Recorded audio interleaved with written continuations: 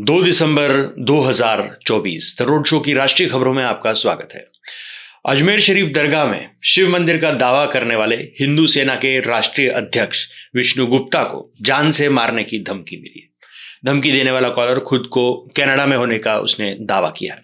धमकी देने वाले ने विष्णु गुप्ता को फोन करके कहा कि तेरा सर कलम कर दिया जाएगा, गर्दन काट दी जाएगी, तुमने अजमेर दरगाह का केस फाइल करके बहुत बड़ी गलती कर दी है।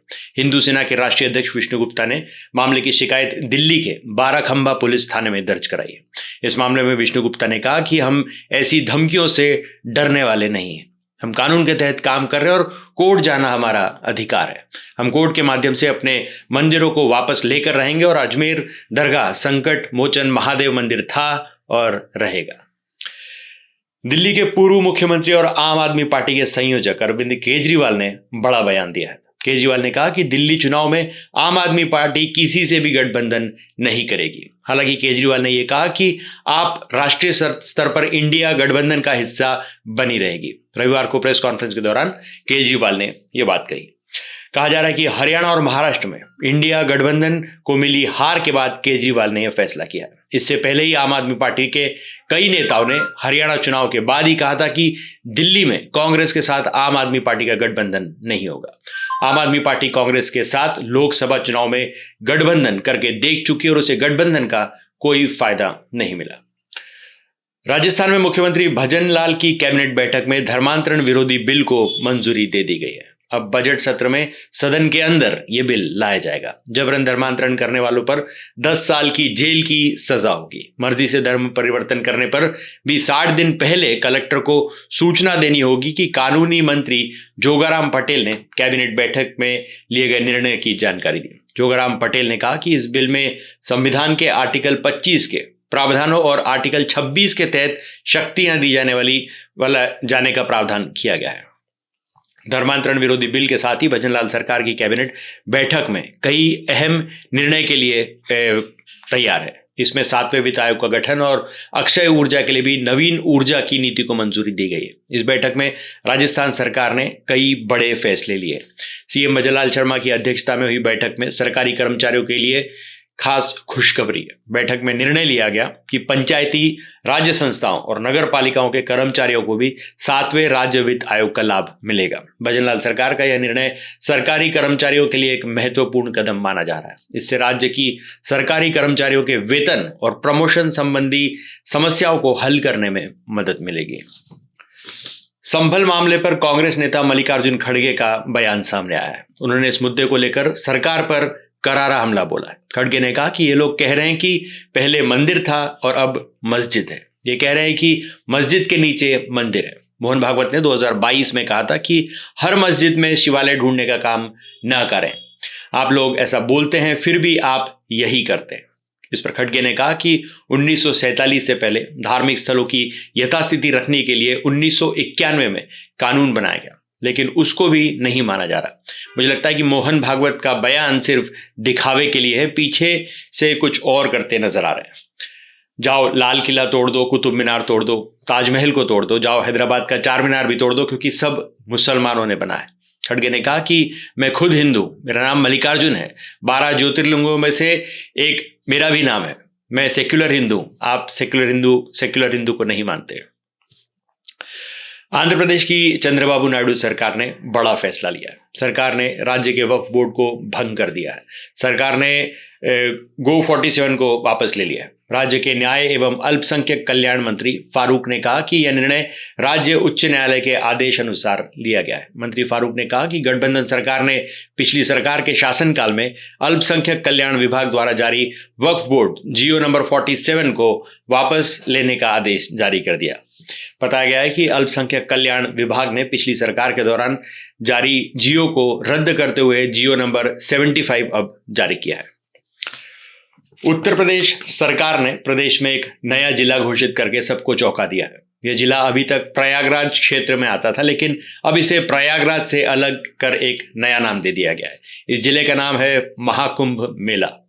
मुख्यमंत्री आदित्यनाथ ने एक मीटिंग कर अधिकारियों को आदेश दिए, जिसके बाद प्रयागराज के जिलाधिकारी ने इसके लिए एक नोटिफिकेशन जारी कर लोगों को सूचना दी। यह फैसला बीते दिन रविवार को लिया गया। प्रयागराज डीएम ने इसके तहत निर्णय के तहत नए महाकुंभ मेला जिले का गठन किया है। जानकारी दे दें कि यह फैसला आगामी कुंभ मेले के प्रबंधन और प्रशासन को सुव्यवस्थित करने के लिए किया गया है, ताकि जनवरी 2025 में होने वाले भव्य धार्मिक आयोजन के सुचारू संचालन को सुनिश्चित किया जा सके। डीएम के जारी आदेश के मुताबिक नवगठित जिला महाकुंभ मेला के नाम से जाना जाएगा। कुंभ मेले के विशेष आयोजन को सुचारू रूप से मैनेज करने और प्रशासनिक कार्यों को बेहतर तरीके से संचालित करने के लिए यह कदम उठाया गया है। बिहार के भागलपुर में लोक जनशक्ति पार्टी के राष्ट्रीय अध्यक्ष चिराग पासवान को देखने के लिए भीड़ बेकाबू हो गई और इससे भगदड़ जैसे हालात बन गए। इस भगदड़ की शुरुआत बैरिकेडिंग टूटने के साथ हुई। इसके बाद भीड़ कुर्सियों के ऊपर से दौड़ गई, जिससे सैकड़ों कुर्सियां टूट गई। गनीमत रही कि इस दौरान किसी को गंभीर चोट नहीं लगी। चिराग पासवान रविवार को भागलपुर पहुंचे। वह सबौर स्थित हाई स्कूल में नव संकल्प सभा को संबोधित करने पहुंचे थे, जहां पर कार्यकर्ताओं ने उनका भव्य स्वागत किया। इस दौरान चिराग पासवान को देखने के लिए भीड़ बेकाबू हो गई। बेकाबू भीड़ ने बैरिकेडिंग तोड़ दी और कुर्सियों के ऊपर से दौड़ लगा गए। इसके बाद किसी तरह सुरक्षा कर्मियों ने चिराग पासवान को मंच तक पहुंचाया। 2 दिन तक सतारा में रहकर सस्पेंस बनाने के बाद महाराष्ट्र के कार्यवाहक मुख्यमंत्री एकनाथ शिंदे रविवार को मुंबई लौट आए। मुंबई लौटने के बाद शिंदे ने अपनी नाराजगी को लेकर खुलकर बात की। उन्होंने खुलकर कहा कि वो हर हालत में बीजेपी के साथ हैं। हालांकि सीएम कौन होगा, इस पर उन्होंने ये फैसला पीएम मोदी और अमित शाह पर छोड़ दिया है। एकनाथ शिंदे हर कीमत पर सरकार के साथ रहने का दावा तो कर रहे हैं, लेकिन डिप्टी सीएम और मंत्रालयों को लेकर अभी कुछ भी नहीं बोल रहे हैं। सूत्रों की माने तो नई सरकार में जो मंत्रालय को लेकर फॉर्मूला तैयार किया है, उसमें बीजेपी के पास सीएम पद और 17 मंत्रालय, शिवसेना के खाते में डिप्टी सीएम और 9 मंत्रालय, एनसीपी के पास डिप्टी सीएम और 7 मंत्रालय रह सकते हैं। लेकिन यहाँ पेंच गृह मंत्रालय को लेकर फंसा हुआ है। माना जा रहा है कि शिंदे गृह मंत्रालय मांग रहे हैं, लेकिन बीजेपी गृह मंत्रालय अपने पास रखना चाहती है। सूत्र बताते हैं कि एकनाथ शिंदे महाराष्ट्र सरकार में डिप्टी सीएम और गृह मंत्रालय समेत 9 मंत्रालय चाहते हैं। इसमें राजस्व, पीडब्ल्यूडी, अर्बन डेवलपमेंट जैसे अहम मंत्रालय शामिल हैं। शिवसेना के नेता आदित्य ठाकरे ने रविवार को आरोप लगाया कि महाराष्ट्र विधानसभा चुनाव के नतीजे घोषित होने के 1 सप्ताह से अधिक समय बाद भी मुख्यमंत्री के नाम पर फैसला न होने और सरकार न बनने से महाराष्ट्र का अपमान हो रहा है। ठाकरे ने सोशल मीडिया प्लेटफॉर्म एक्स पर सवाल उठाते हुए यह भी पूछा कि राज्य में अब तक राष्ट्रपति शासन क्यों नहीं लगाया गया। आदित्य ठाकरे ने कहा कि महाराष्ट्र में चुनाव नतीजे के 1 सप्ताह से अधिक समय बीत जाने के बावजूद मुख्यमंत्री के नाम का फैसला नहीं हो पाना न केवल महाराष्ट्र का अपमान है, बल्कि उनके प्रिय चुनाव आयोग द्वारा प्रदान की गई सहायता का भी अपमान है। ऐसा लगता है कि नियम सिर्फ विपक्षी दलों पर ही लागू होते हैं, जबकि कुछ विशेष लोगों के लिए ये नियम लागू नहीं होते। राज्य में सरकार बनाने का दावा किए बिना और नंबर दिखाए बिना एक तरफ शपथ ग्रहण की तारीख की घोषणा करना पूरी तरह से अराजकता है। महाराष्ट्र के सीएम पद के लिए महायुति में अब भी एकमत फैसला होना बाकी है। इससे पहले राज्य में देवेंद्र फडणवीस को मुख्यमंत्री बनाए जाने की मांग तेज हो गई है। एक बार फिर शपथ ग्रहण समारोह से पहले नागपुर में देवेंद्र फडणवीस के भावी मुख्यमंत्री वाले पोस्टर लगाए गए, जबकि अभी महायुति सीएम पद के लिए नाम नहीं तय कर पाई है।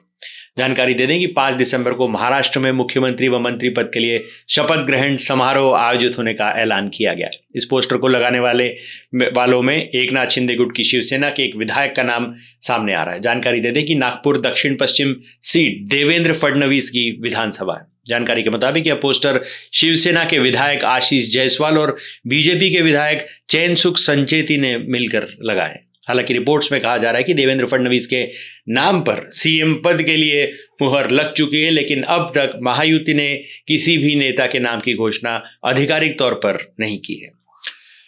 तमिलनाडु के तिरुवन्नमलाई जिले में रविवार देर शाम लैंडस्लाइड यानी भूस्खलन हुआ, जिसमें एक पहाड़ी की निचली ढलान पर स्थित इमारत चपेट में आ गई। इस लैंडस्लाइड में 2 परिवारों के 7 लोगों के फंसे होने की आशंका है, जिसमें बच्चे भी शामिल हैं। शुरुआती जानकारी के अनुसार यह भूस्खलन चक्रवात फेंगल के प्रभाव से जिले में हुई भारी बारिश के कारण हुआ है। जिला कलेक्टर डी भास्करन पांडियन ने बताया कि घर के अंदर फंसे हुए लोगों में 5 बच्चे हैं, उनका कोई पता नहीं चल पाया। यह घटना रविवार शाम को हुई जब तिरुवन्नमलाई में पहाड़ियों की तलहटी में स्थिति वीओसी नगर में भूस्खलन हुआ, जिससे कई घर क्षतिग्रस्त हो गए। चूंकि इलाके में घरों के ऊपर एक बड़ी चट्टान है, जिला प्रशासन ने बचाव अभियान शुरू करने के लिए एनडीआरएफ और एसडीआरएफ की